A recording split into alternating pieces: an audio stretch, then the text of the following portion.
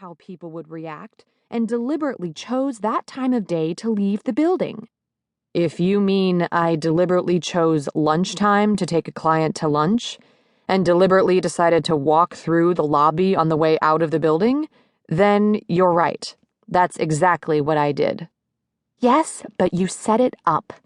You timed your exit from the building so you and your basketball star would just happen to meet up with Fielding at the perfect moment. A moment designed to get you an invitation to the executive level for lunch. His eyes widened. Is that what I did? Engineered lunch for myself in the executive dining room with our CEO? Whoa, that was genius. He paused, his eyes moving beyond her for a moment. You might want to close the door, by the way. We're starting to attract an audience. Madelyn whirled around and saw one of the copywriters walking ever so slowly by in the corridor. She pinned him with a frosty glare, then shut the door. She turned back to Zack. Now, you were saying? I wasn't, actually, but look. The meeting with Sweeney ran a lot longer than expected, okay? He insists on providing his own creative input, and his agent and I managed to work out an arrangement that keeps us all happy, especially Sweeney. We decided to conclude our discussion over lunch and couldn't help but notice your fashion show in the lobby on our way out. It's only natural that Sweeney wanted to stop for a closer look. Oh, I see, she said sarcastically. It was all Sweeney's idea. Once he got a look at the implants on some of those runway models, I couldn't pull him away. She crossed her arms defensively over her own very real breasts.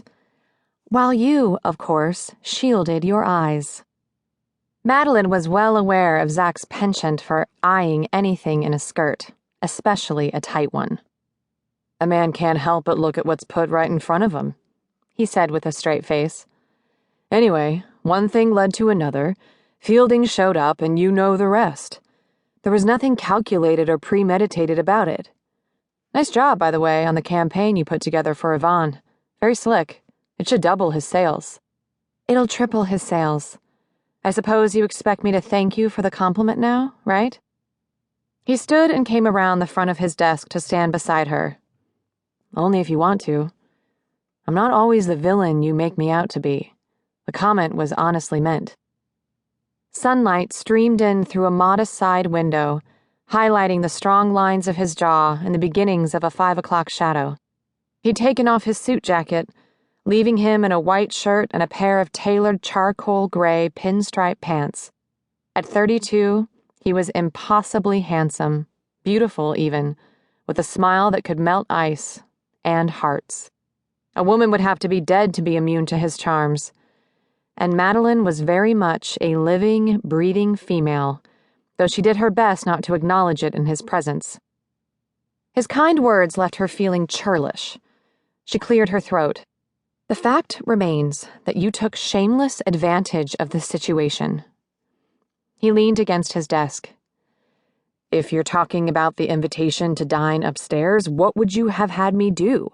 Refuse Fielding and drag away his favorite sports hero? Just between you and me, I'd like to keep my job.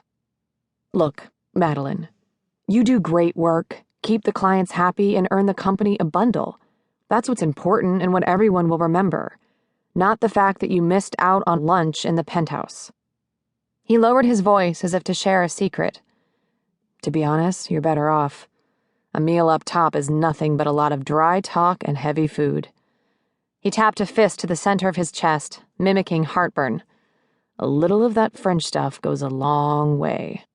Maybe so, but I deserved the chance to decide that for myself. I was entitled to that invitation.